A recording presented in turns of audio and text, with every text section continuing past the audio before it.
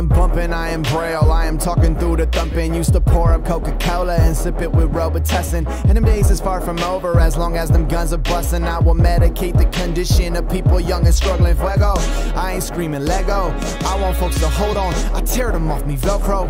Running game on this track's nothing but my bitch. I'm running trains on this bitch, guess that makes me the Metro. B-Town, Berkeley, retro, psychedelic. I'm about to Norman Mellon, I'm an executioner song away from winning. I can smell it, but they tell me dumb it down. No one got that Norman Mailer reference. Executioner song's the book he wrote. I'm giving lessons, unapologetic hood nerd. Judas to the good words, nail them to the beat. Took your faith to rap in the future.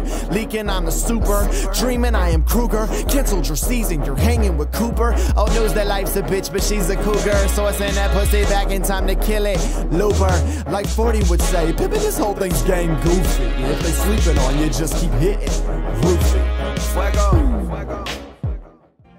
New Zealand has long been known for its progressive policies, including efforts to correct and address historical wrongs against its indigenous Maori population. But as Ali Rogan reports, a new right-wing government has reversed many of those policies and triggered mass protests in the Pacific nation. They marched for 9 days in the dark and through the rain, carrying portraits of generations past and the flag symbolizing their right to self-determination. Protesters from New Zealand's native Maori community walked alongside non-Indigenous New Zealanders to form what's thought to be the largest march in the nation's history. The peaceful show of force culminated last month in the capital, Wellington, outside Parliament. At the protest's heart, a bill proposing changes to New Zealand's founding document, the Treaty of Waitangi, or Te Tiriti o Waitangi. To safeguard, to honour, to protect Te Tiriti o Waitangi.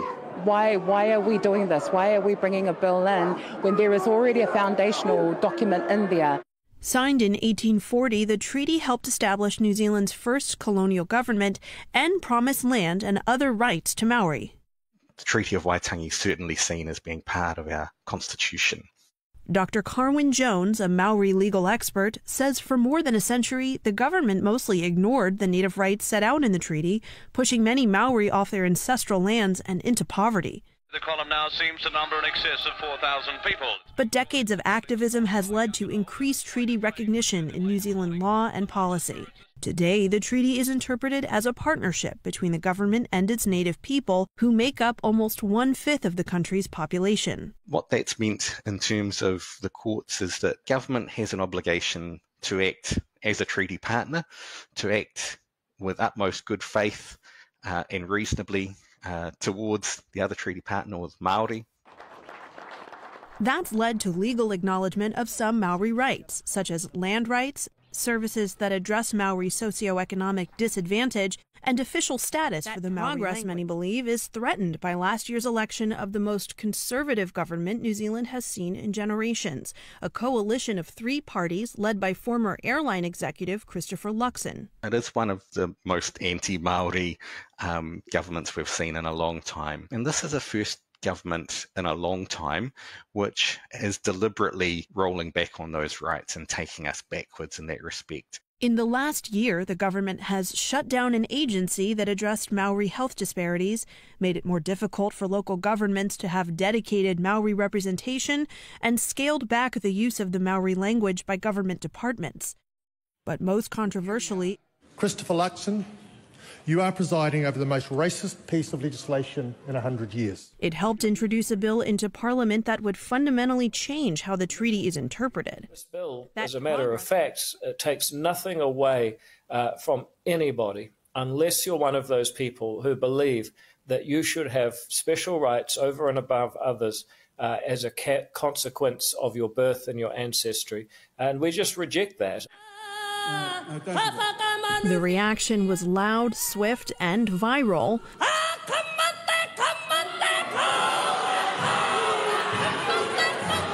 When some Maori lawmakers, led by the country's youngest member of parliament, Hana Rafiti Maipi Clark, launched into a haka, a ceremonial dance, in protest.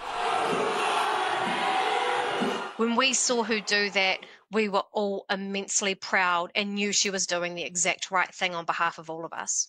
Kessie Hartendorp is a Maori activist who helped organize the largest petition against the bill and attended the protests outside Parliament.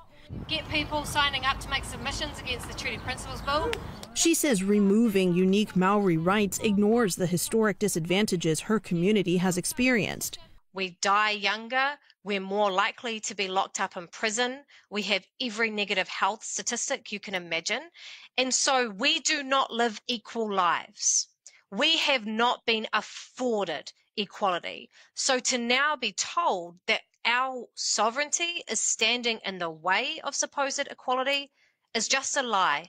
Many legal experts, including at New Zealand's Ministry of Justice, say the law could throw the country into a constitutional crisis. It would effectively be the end of the treaty relationship. If you undermine that relationship, then you actually start to take away the legitimacy of government. You start to erode social cohesion if you are not willing to give effect to a recognised Māori rights or to act in partnership with Māori. Prime Minister Luxon has said he only promised to support the bill through the first stage of review and that his party will not vote for its passage. Treaty issues are complex. They've been negotiated, debated, discussed over 184 years. It's simplistic to assume that you can, through the stroke of a pen, resolve all of that. While this law is likely doomed, after a year of rollbacks of Maori rights, many fear what will come next. Our current coalition government is stripping back Indigenous rights on a whole raft of laws. My concern for the future is that a far-right populist movement will grow in nature to be able to strip us of the sovereignty that we were guaranteed to those 200 years ago. An ongoing battle over New Zealand's past in order to define its future. For the PBS NewsHour, I'm Ali Rogan.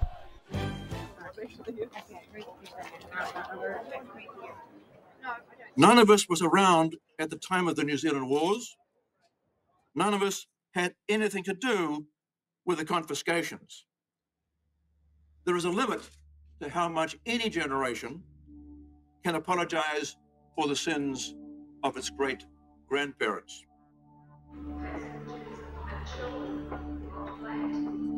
Ko te tautokona o Don Brash me te pāti Ngāhinara I whana ike nei. In a poll in February after that speech, National pulled ahead of Labour for the first time. Dr. Brash is with me. Good morning. Good morning. What do you say to people who accuse you now of Māori bashing? Well, I say to them, how can you possibly accuse me of Maori bashing when what I'm saying is I want all New Zealanders, Maori, non-Maori, to be treated equally. That can hardly be Maori bashing. Well, Dr. Brash, New Zealand is perceived as having such a harmonious society. Surely it's a bit of a stretch to say that this country is racially divided. I think we're moving down a racially divided track. We've got more and more laws in New Zealand which give special preferences or special status to Maori New Zealanders, and I think that's a very dangerous direction. This rhetoric of Māori elitism and special privilege struck a chord with a growing number of Pākehā, but to Māori, it was untrue and deeply offensive. I te taenga o te he koe ki tā maki, ka mātau haere te tangata. Kaua ko ngā kaitōranga pū me te iwi mātauranga nui anahi. I mārama te hunga rangatahi, me te hunga pakeke ki ngā take.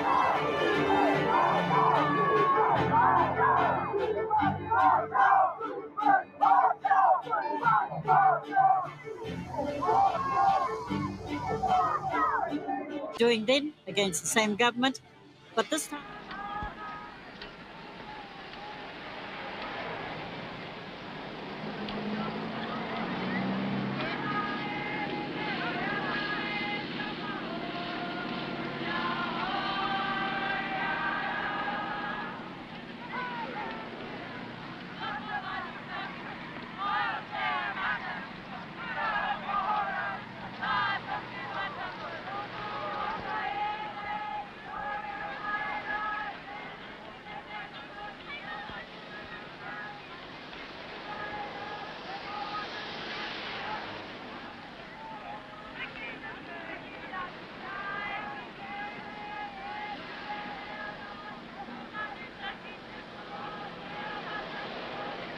there was a tremendous honour for Te Raupu o Tamatakite to give me, as a member of Ngāti Whātua, the honour of carrying the Pou Whenua. This to me was something unbelievable, the experience that it meant to me and to my people who I represent. I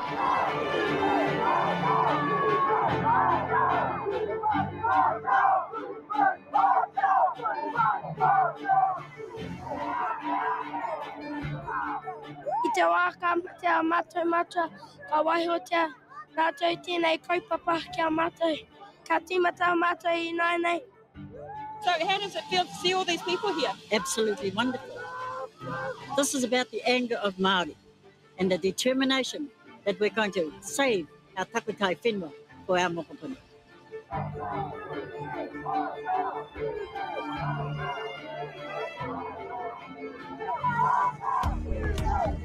I was on the Harbour Bridge.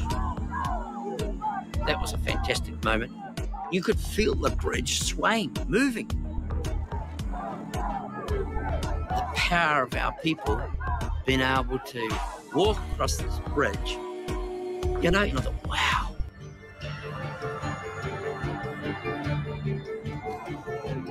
Ahau te piriti. Wally Haumaha had a lot to do with that whole police liaison. I think our march didn't have a lot of arrests because of the involvement of Māori iwi liaison policemen. The crossing of the bridge was ambitious, but an incredible success. I ko nā ka paua te hikoe ki te pito o ngā kaupapa kōrero puta no I te motu. It's significant because one doesn't like to hold up traffic because you know that there could be all kinds of emergencies, but somebody losing a couple of hours in traffic, you know, to us losing all our moana, big difference. So, you know, it was little in comparison to what we lost. We're here today to show the whole world shame to the coalition government. What they intended to do is to rip off 30 million acres of the sand and out of the sea and the shores.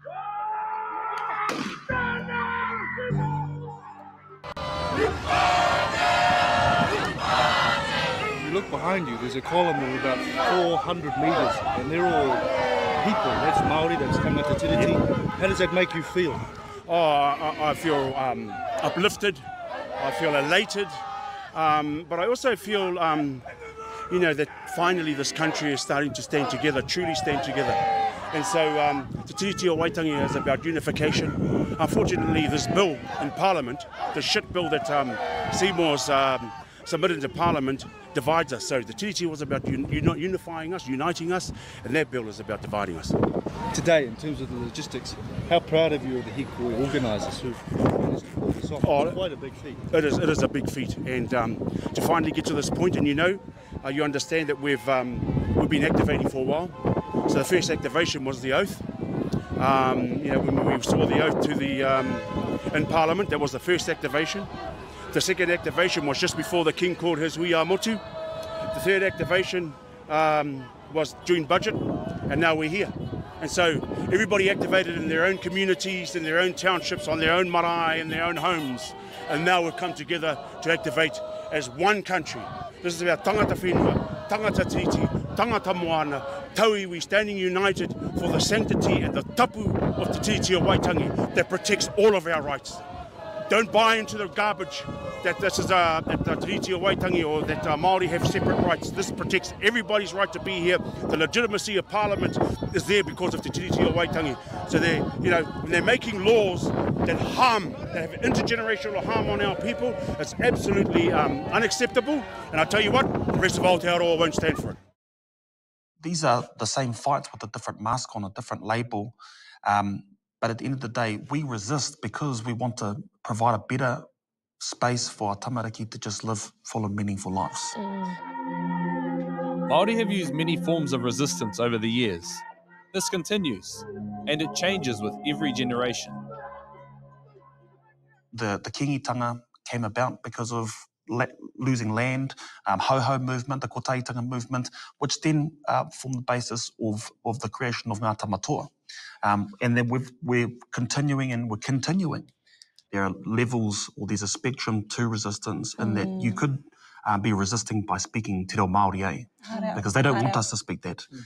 You could be resisting by putting your tamariki into kura kaupapa, resisting by having your own mara, which is about kai sovereignty and actually not the reliance on a capitalistic structure that determines what the prices are for us. But I think as well, resistance is education. So resistance for us is recognising that we don't need to be subservient to a Christian God. That our whakapapa tells us, our whakapapa literally tells us, we are gods. And I know that not everyone prescribes that whakaaro, but I can detail my whakapapa directly to Io Matua Kore. And so it makes me no different to Io Matua Kore, that within me exists Io. So I think it's one part of it is that it is the big protests, it is the submissions, it is the petitions, but also part of it is just being who we want to be. So as Kingi Tuheitia did say, he talked about us, the biggest resistance is just being ourselves. I don't think that there's anything more true, in that us being ourselves is a threat to the status quo. Our existence is a threat to this colonial structure. I feel like I'm quite privileged. I'm a privileged Māori. I can say that out loud, because the neighbours next door in Rahui Pōkeka may not have, we still live in the same hometown, same community, but they weren't privileged. They didn't have that access, to kura, to clothes, to kai, and I feel obligated to make sure that I'm speaking up for them so that they can share what I have. And that's a sacrifice, but that's all good for me. I'd rather do that than be quiet about it. Yeah.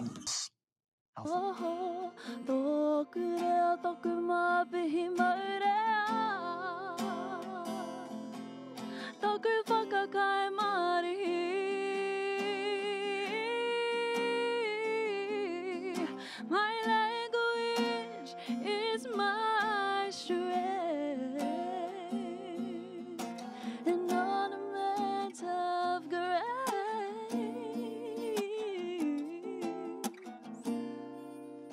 Katuana ho, kauti aho, eoku sipuna. My pride I will show, you will know who I am, yeah. I am a warrior. Kaitiakitanga is, for me, is just the handing down of a stick going past, and you don't own it. Like, you don't own that, and you can be a protector of that messenger stick, of whether that's doing a post on Instagram and saying koine te marama or atua whakahaihai, whether that's talking to whānau and saying this is a resource book that you can have, whether that's listening to whānau on the marae about their taki, because you hold a platform that you can give them a voice, but as long as they hear you and see you and you hear them and you see them, that's an exchange of tāututu, of kaitiakitanga.